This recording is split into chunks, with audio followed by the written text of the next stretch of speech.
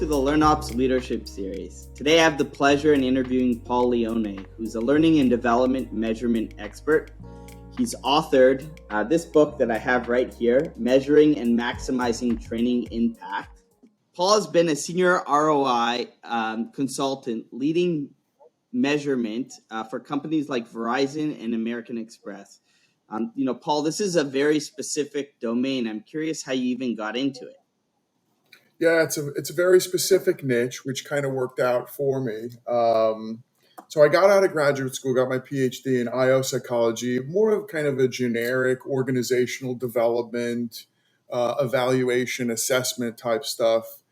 So it started. We're kind of in the boardroom, and American Express was interested in looking at the value and the impact of all of their leadership curriculum across the globe. And so they had a couple of vendors come in. Jack and Patty Phillips came in and pitched their evaluation strategy. Brinkerhoff came in and pitched his evaluation strategy. Kirkpatrick, the 4 levels of evaluation, came in to pitch their strategy. They were all huge price tags, hundreds of thousands of dollars. So American Express, one of the VPs looked at me and said, "Hey, you have a PhD. Can't you do this stuff?" And this was probably, 18 years ago. And I said, "Of course I can." And of course I didn't know what I was doing, but I said yes anyway. And that's where the niche started. I started doing some evaluation stuff for American Express in one particular group. It then went global, scaled the evaluation strategy across the rest of the organization, started doing conferences and everything else, and then kind of became the internal and external evaluation guru for training impact. But again, I didn't really know where this graduate degree was going to lead me, but probably been doing this now for about 17 years, just program evaluation, training evaluation, and working this kind of stuff into learning systems. It's really exciting. And so you've been doing measurement and impact for about 17, 18 years. The story about Amex really interesting as well. How did you even get into Amex? Were you in a training and learning and development role, or Yes. were you in a completely different role and then you went into training? Yeah, no. So I started in L&D. So I was hired as manager of learning capability or something like that. And then I used to go to conferences all the time, and they would, these huge companies would say, "Who's on your evaluation squad? Like, how many people? You're doing amazing work with training evaluation and L&D impact." And I would be like, "I'm a one-man show. There's nobody on my team. I don't get any help. I didn't have any data analysts or anything like that." But I was hired within L&D and then kind of just carved out a niche, first at American Express, then at Verizon, and then for 3 years, doing my own thing, consulting for companies like GE, NASA, Department of the Interior, and a whole bunch of other companies. So started in L&D. The good news about that is I have a perspective of what the internal L&D people are struggling with every day, certainly when it comes to measurement.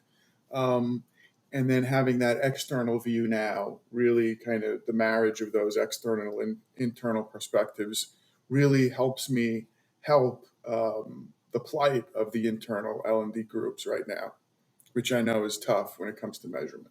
How did you even get into learning and development in that case? So my degree is in IO psychology, which is, a kind of, the idea for IO psychology is, there's marriage counselors, there's family counselors, and then but we spend most of our day at work navigating these tough situations sometimes. So there's a whole field called organizational psychology where, you put your psychology wits into trying to help people be more motivated, more productive at work. And of course, without paying them more, which is the problem. No, I'm just kidding.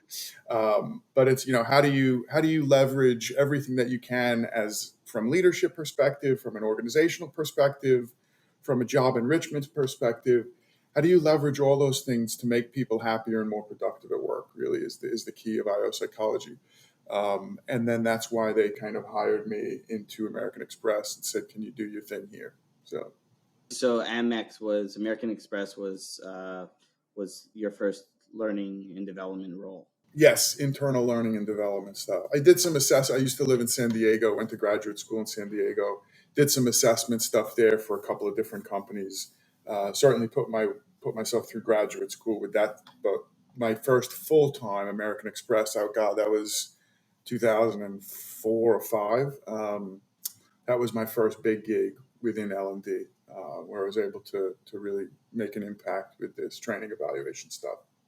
So, you had the global learning capability role at American Express. You then went on to a senior ROI consultant, lead measurement strategist role at Verizon. And now you're the founder of Measure Up Consulting. Obviously the pandemic put the world through whirlwind, and there's been a lot of transformation in learning and development. I would say even before then, but it really helped to accelerate things. What are some working with different companies, different enterprises, different people? What are some of the biggest changes that you've noticed in the industry over the last few years?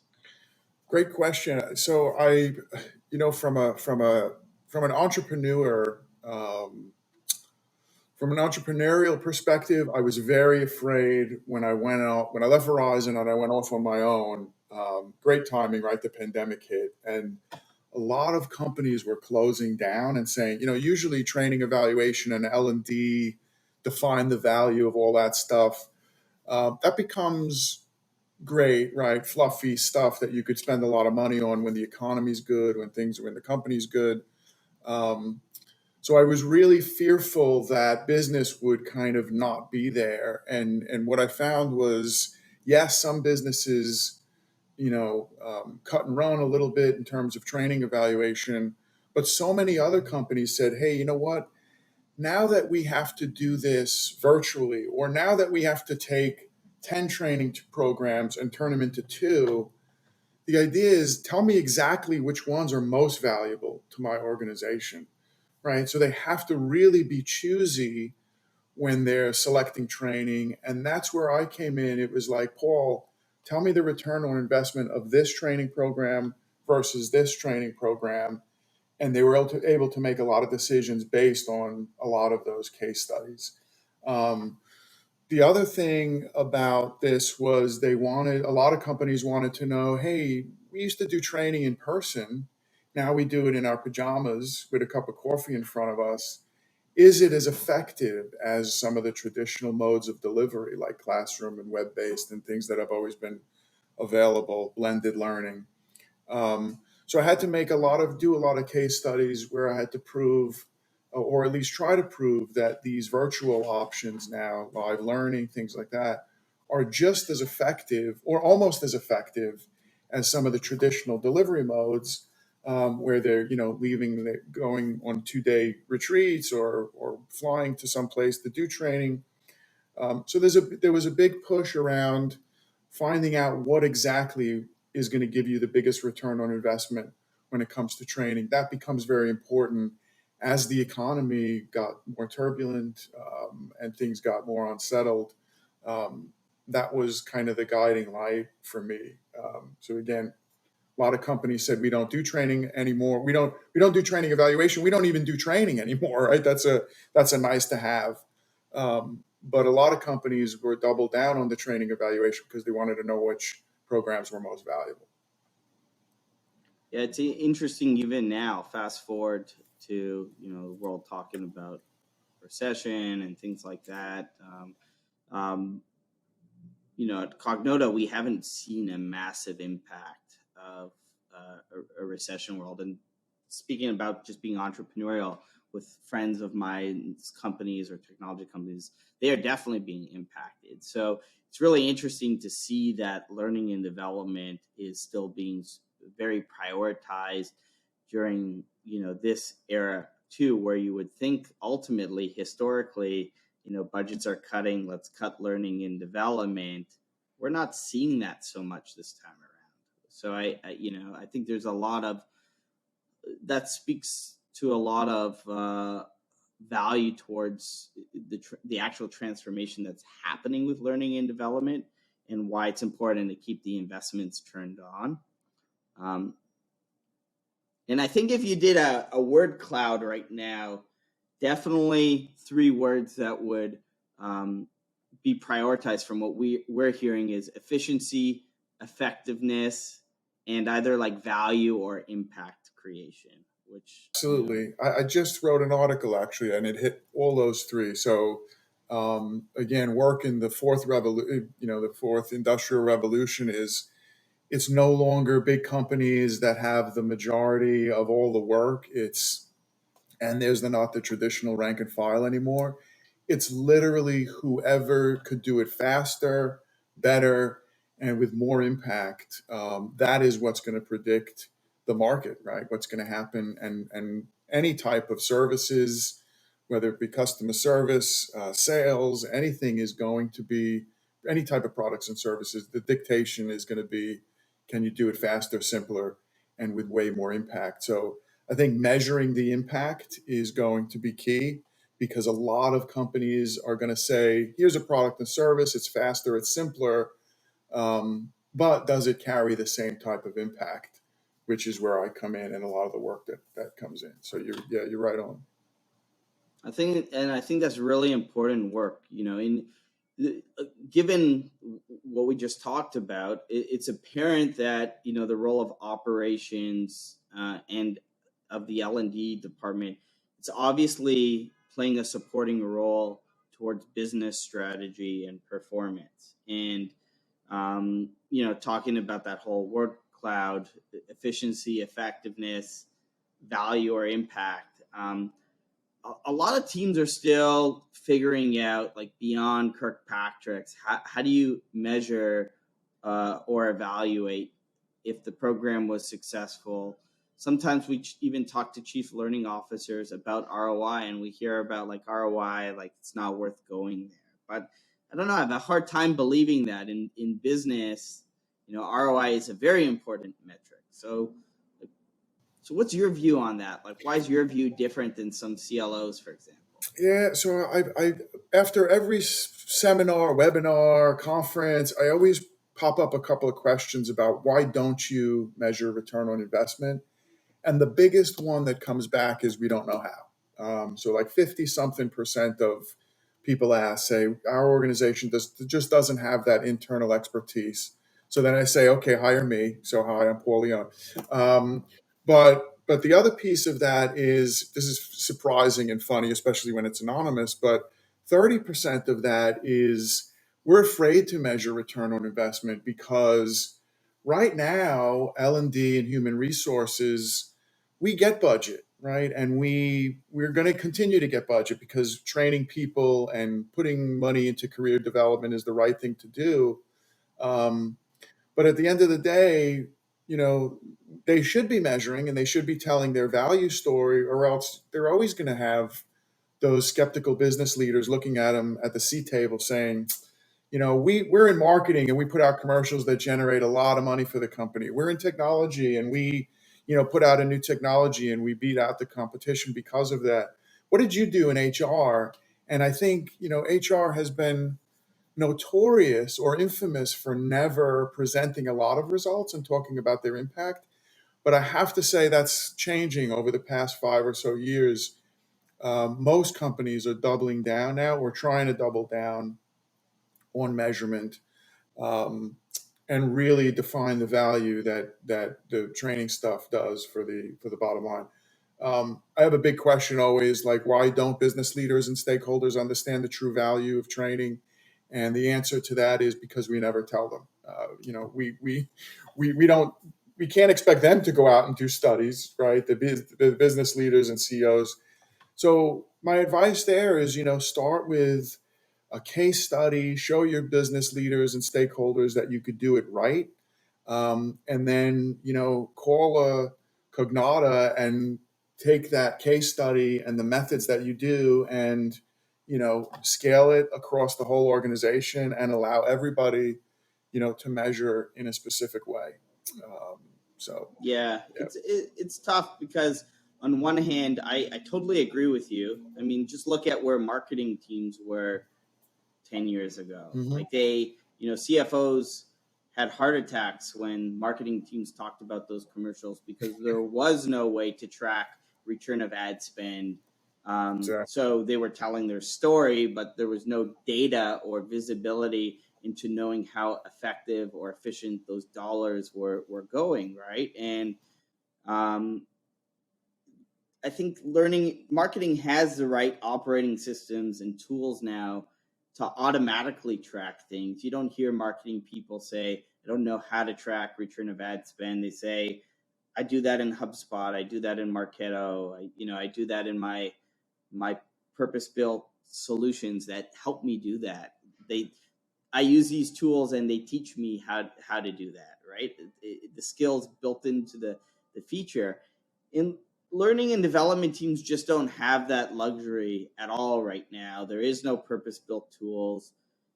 A lot of people don't, they haven't received their MBA or have gone to business school to really understand how to run the operations like a business. And so it's not their fault, but I do think there is a big trend right now on treating L&D like a business, not focusing on the vanity metrics like the smile sheets or whatnot, and seeing an 8 out of 10 or 9 out of 10 or 10 out of 10 feedback score and you feel like you did a really good job. Like you have to measure, if you're spending company money, you have to measure, did this drive the outcome that we wanted? Is it successful? Did those dollars go as far as we want, or do we need to revisit this to iterate and drive those investments even further, right? Or kill the program because it just didn't work. And I think that's really important to do, especially during these times. Yeah, absolutely. So I hear you, especially on the process that I outline a lot is, scope the training beforehand. Probably half of people come to me and say, we put out the training already, it's done. Can you tell us if it worked or not? Now, I'll still do that. I'm not going to turn that away because there's still a value story, but it's so much more effective and easier when you do some scoping, which is literally talk to your stakeholders beforehand, find out what the business metrics they want to move, right? What's key for them? What are their priorities for this year and next year? What are the key business metrics? And then work backwards from there, right? So if it's customer service or sales, these are the things that you want to impact.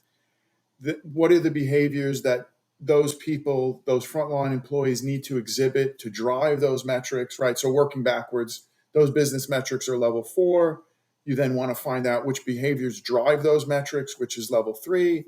Then you work backwards from there and say, what do they need to learn to drive those behaviors? That's level 2. And then finally, yes, you need to make it engaging, level 1.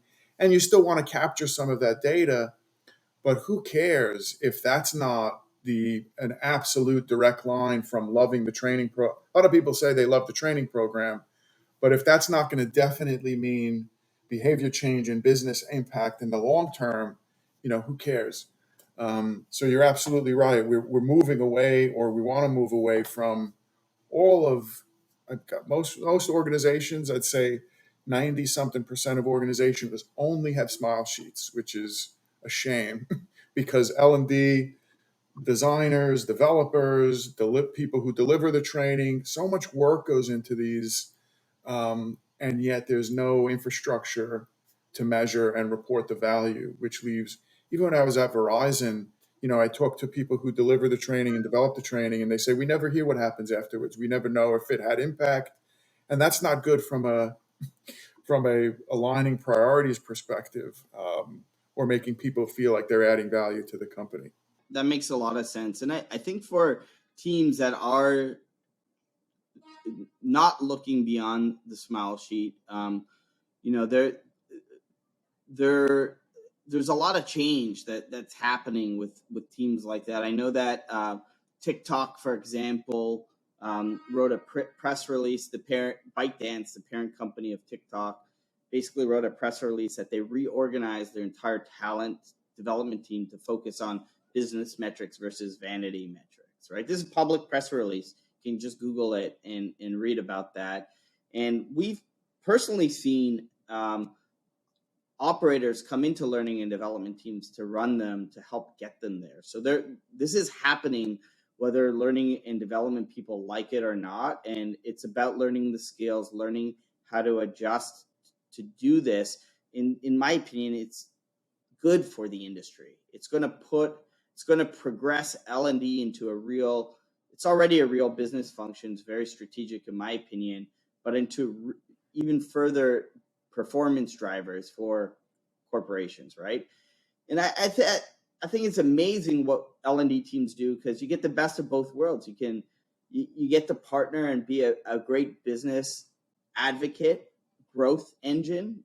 I think Burson recently talked about that, and for the first time ever, put learning operations as his number 6 priority. I think it was on his map. I love that, and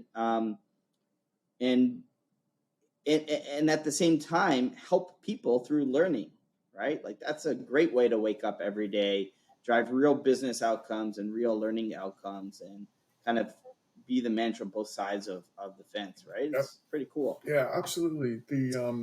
It feels like, if you were doing anything, if you were selling cars, if you were selling any product or service, the first thing that your customers would ask is, does it work? Or should I go to a competitor?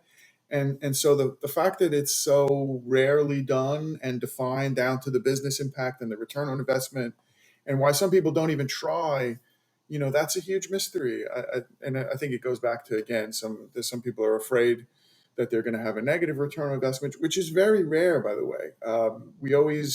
If you do have a negative investment from any type of training program, it might be because you spent too much.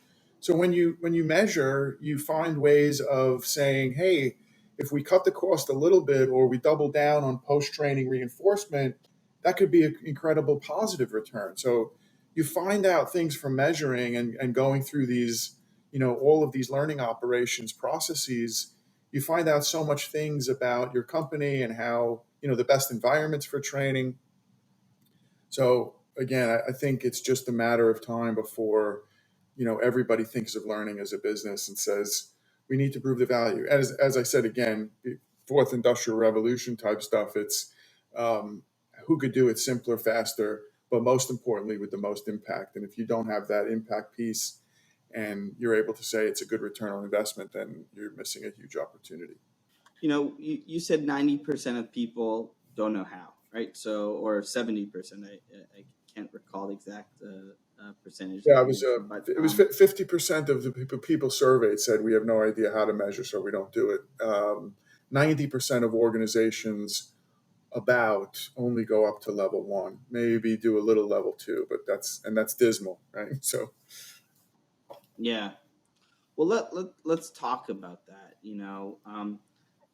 If somebody has the intention and wants to do this effectively, in your opinion, what partnerships or with stakeholders or business departments do they need to have, and how should L&D, just from a structural perspective, how should they structure themselves to operate in a way that they can start to measure effectively? Yeah. So first off, I think any type. So what didn't work in the past? Let's start with that, right? So they didn't have any. They didn't have any specific team focused on evaluation. So they would always. The biggest mistake they made was they would take people in L&D and say, you designed the training, or you delivered the training, or you liaise and manage the relationship with the vendor. And then they just get tapped on the shoulder and say, can you go measure this too? And I don't think that's a recipe for success. So tapping anybody who has a full-time job and saying, we just gave you another one, go out and measure the impact of the training. Not a good way to go. So definitely dedicate a team, or at least a consultant, to measuring the impact of training, or at least getting things up and running within your organization. It also looks good from just optics wise, that the people delivering and developing the training aren't the same people evaluating the training. So give L&D, give the CEO and business leaders the confidence to think, It's not self-serving. We're really going to find out objectively how this training is landing, whether people are having some behavior change or business impact because of it. So first step, right, create that evaluation team or that expertise within your organization. And then, pick a few very visible, very expensive programs that are high priority for the organization that people are already excited about. Don't go off and start evaluating, a program that's dying and, you're trying to resuscitate it or keep it alive. Go measure a couple of programs, show people how you measure, show the business that you could stack together, the levels. Did they like it? Did they learn anything? Are they changing their behavior? Did it impact the business? What's the return on investment? Another level, why are some people getting more out of the training than others? Level 6, something that I added in the book. Those are the type of things when you tell that story of impact, step by step, level by level, then they go, okay, they measure. They're measuring objectively. They have a grasp of it. It's sound. It's scientific. And then they start to say, it's kind of grassroots. Then they start to say, other business groups will come and say, can you measure this program? We spent a lot of money on this program. So before you know it, you have a stable of like 2 or 3, 4 training programs, and then everybody's going to want to measure. And then when everybody wants to measure and you've got everybody interested and confident in your measurement techniques, then again, you have to find a way to scale it across the organization. Integrate the measurement into your learning system, integrate those levels into your learning system, have those triggered so you don't have to do the manual studies anymore. Have the level 1s triggered, have the level 2s triggered. You could even have level 3 triggered, which could be a 180, right? If somebody goes through a leadership development program, you trigger a few questions to both participant and their direct reports, through the learning system. You could even measure level 4 business impact to a certain extent through your learning system by, rounding up the people who went through the training, looking at their business metrics, maybe comparing that to a control group of like employees who did not go through training. Whole bunch of ways you could isolate the impact of the training at level 4. And then, you have these results in front of you. So go up to level 4, you go to finance and you start to say, and ops, and you start to say, what's the money value of this benefit? What's the return on investment? And then from there, you bake some questions in for level 6 about manager support and opportunity to apply the training. And you really then have a full picture of the impact the training had at all of the levels. So engage your business leaders with the programs that they're interested, and of course make sure that what you're doing is aligned to everything they want to improve, whether it's the culture, it's certain business metrics, whatever their priorities are. Pick a program to measure and integrate into your learning system that's going to reflect all of the things that they think are important. So many times, and so many people in L&D try to guess in isolation, right? They work in isolation. They try to guess which training program should go out, which training program should be measured, what stories should be told, and they never even ask the stakeholders, and they just cross their fingers and hope that those stories land. Sync up beforehand. You're going to get so much more buy-in, and everything is going to go a lot smoother if you're reporting on the measures that they think are important. And if you could summarize the steps in a way, like step 1, I'm just saying hypothetically, it'd be best from you, is experience, and the tool to capture that data is evaluation or smile sheets. The people who are providing that data are the learners. Like if you could go through the steps high level and summarize it, like this is the step, this is the type of data you want to capture with this tool, and this is who's going to provide the data. I think that would be really beneficial. Sure. So what you would be willing to share. So what this looks like on the ground every day is these level 1s could be, so my pitch is always you could get everything that you need. And people think there's going to be 25 surveys out there. They're going to be 20 minutes long each. You could get everything you need from 2 very, very short questionnaires. And that's the bottom, that's the baseline, right? And then after that, you add on. You go and you look for metrics, like a private investigator or somebody putting together a court case. You want to present the preponderance of evidence that there's impact. But the very base things that you could start with are immediately after the training program, you send to participants a few questions about, did they like it, engagement, facilitator, did you like them, blah, blah, blah. How was the coffee? Was it hot, too cold?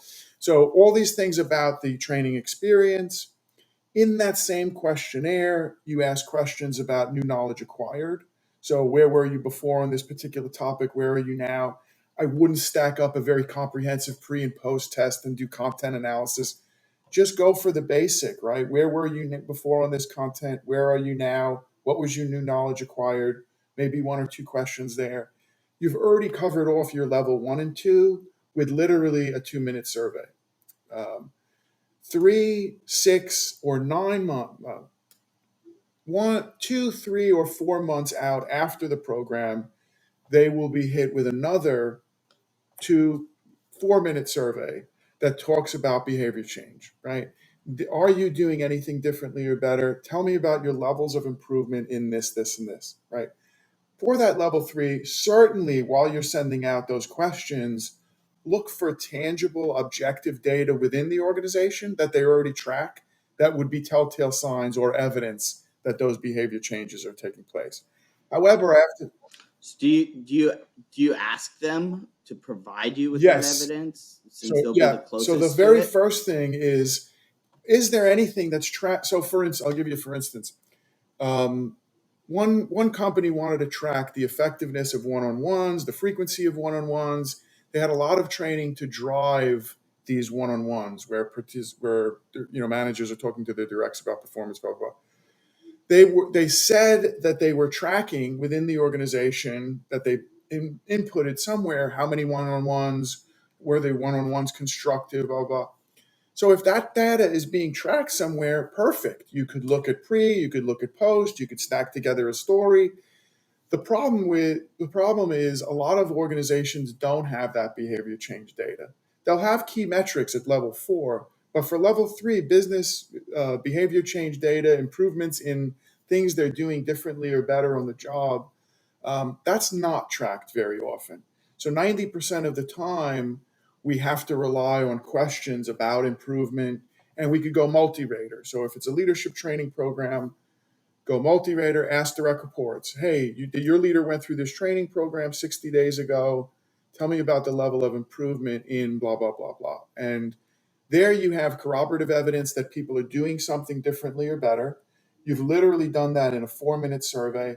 And in that 4-minute survey, you also start sprinkling in some questions about level 4, increases in job performance, increases in engagement and happiness at work, things like that.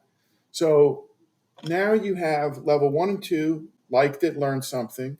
60 days later or 90 days later, you have evidence that behavior change is taking place, and you have some evidence that performance increased to a certain extent. Now you go into their databases and you go to somebody in ops or finance, and you look for metrics to support those improvements, right? So they've said that their sales went up, or they said that their customer service satisfaction scores went up. Go look for that hard evidence. It's hard to, you don't want to keep it just to a survey, a self-report or a direct report reporting that happened. Really go look for those hard metrics to tell your story. And then you could use control groups or estimate techniques or anything like that. So find that hard data. Now you have level 1 through 4. And as I said, once you have that level 4 data, those improvements in performance, and you have some evidence from ops that those changes actually took place, or those bumps in performance actually took place, then you go to finance and you say, we had a 4% increase in customer satisfaction. What does that mean in dollar value? And they'll come back with a story, or they won't come back with a story, at which point you'll leave it at level 4. For sales, it's easy. For other things, it's easy. A lot of metrics where there's audits or efficiencies, you could quickly put a dollar value to any percentage increases. And then for the level 6, finally, is if you are doing something differently or better back on the job, everybody has a different impact from the training. Find out And this could be asking a few questions on your level 3, find out who has higher manager support, find out who had a bigger intention of applying. And you could create some amazing, there's been a couple of studies where I've done where, same group of people went through training, and some groups have high manager support. They had a positive return on investment. Other groups said my manager was never involved. In fact, my manager told me that nonsense training. They had a negative return on investment. So if you could tell that story to the business and say, hey, we could put out training all day long, but you need to really drive that manager support to bang up your return on investment. Those are the type of stories that they love. Yeah, and sometimes it's not bad if you're driving a negative ROI. I mean, you want to intervene early, and collaboration and working more agile and having that iteration will help you determine that using prototypes or sample learner groups early in the process will help you as well. I mean, even at Cognota, like I pushed for the software to our sales team, and recently our manager, our sales director came back and said, it's taking up more time than value being delivered. And I didn't even question it. I said, okay, let's stop it. The time's too valuable. Let's cut it. But you're not always going to be positive. It's business. Things are cyclical. It goes up, it goes down, it goes back up. But if you have control over that and good mechanisms for control and visibility into that, then you're going to be successful. If you're finding benefits, sometimes a negative return is just a matter of, let's do this a little bit more efficiently, let's do it cheaper, because the benefits are there. They're just not enough right now to offset the cost. So let's bring down the cost, and then your return is positive. Yeah, now with learning, I mean, sometimes even big companies are spending like millions of dollars into initiatives. So it's not like a $10,000 piece of software, but even the more reason to stop it if it's not working. In anything where you have to be entrepreneurial, which this is, because you don't have all the answers at the surface. You have to get that information. Yeah. You also don't want to go too deep because you're trying to make it work so bad, right? It's people can be their own worst enemies. That's exactly right. So at least, again, I think cutting away all of the standard deviations, I think the big value here is if you can find an evaluation process that works, you don't want people going off and evaluating all of their training in many different ways. If you could centralize that in one place and you could push out a process that people can take advantage, right? Create a dashboard, take advantage of all of these numbers that are coming in, standardize it so that you could compare cross-training programs. And most companies just don't, there's no central kind of learning system or central way of housing and collecting all of that data, so that at the end of the day, people, even with small sheets, they get a 4.7 out of 5, and they don't know whether that's good or not because there's no standard collection across the organization. So if you could standardize it, cut away the redundancy, right? I mean, that's the biggest thing, especially with learning systems that centralize all these things. It cuts away everybody going rogue and doing their own thing, and even bringing in, all these different vendors to do some of this. Especially at some of the companies that I work, they weren't even talking to each other. They would bring in these vendors that were doing the exact same thing, when if they centralized that in one place, they would have been able to collect and compare and take advantage of the money spent already. Got it. You talk about impact stories a lot. So how do L&D teams tell their impact story? Are they putting things together visually in reports that they can share? What's the best way, or what are some tips and tricks that you've seen that help these teams tell their story? So definitely put together a story from level 1 to 6 if you can about the impact. Did they like it? Did they learn something? Right, all the way up to, why are some people getting more out of this training than other? So stack that up. I have a lot of, you want to present the day. When I got out of graduate school, I was doing a lot of, I'm trying to impress people that I knew stats and all that. You want to make it, I even have some cartoons now. It's like, present the data in a very visual way that's very, very simple.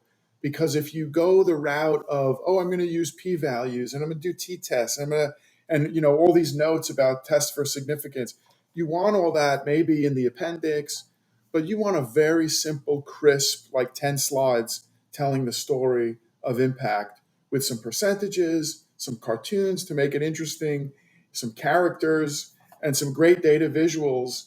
And again, all that could come out of a platform. But if you're going to do it outside of a platform, make it interesting looking, make it simple. Because what I found is if you stack it with a lot of data and make it real heavy on the statistics, nobody's going to present it up after you. So nobody wants to go up the ladder and present a deck that they don't understand. So if you make it simple, we did a couple of decks that went all the way up to the CEO because it was simple, not because it was this elaborate, data sets that we were trying to test for significance, statistical significance. So a couple of slides, one for each level, and then a big summary. I usually have one-pagers that talks about the overall impact. And if you have any other things that compare to different vendors or different training programs, it's an amazing insight. And tell your story. That's the bottom line. If you don't go out and tell the story, they're always going to say, marketing did this, technology did this. What did HR do again? And then HR raises their hand and says, we helped. And when you're allocating budget, nobody wants somebody yelling from the background, I think we helped. I've said this before. It's one of my favorite books. There's a book by Peter Huber called Tell to Win. Basically how to tell stories successfully to win in business. And storytelling is very powerful skill. I thought you held up your favorite book at the beginning of this. I appreciate that. I'm kidding. You're right. Peter's kidding. book's my number two. My number two. So Paul, are there any good resources that people can find on your research and on your methodologies? For example, your website. Yes, we got a lot of articles and publications. If you go to measureupconsulting.com, you could also find me on LinkedIn. There's leonebooks.com. There's a whole bunch of links out from there to various resources, case studies that I've done. Sometimes just reading a case study, a 3-minute read, tells the whole story. So a lot of stuff out there. And certainly if anybody wants to contact me, I'm on LinkedIn. So. And if you're a Cognota customer, Paul joined our CLO and LearnOps coaching program, which is exciting as well. So he's available to help you think through these strategies as well. Paul, this has been a lot of fun. I always enjoy speaking with you. I'm really excited about continuing to innovate together to better the L&D industry for good, and really appreciate your time today. Thanks so much for thanks for having me. I'm excited to help in any way I can.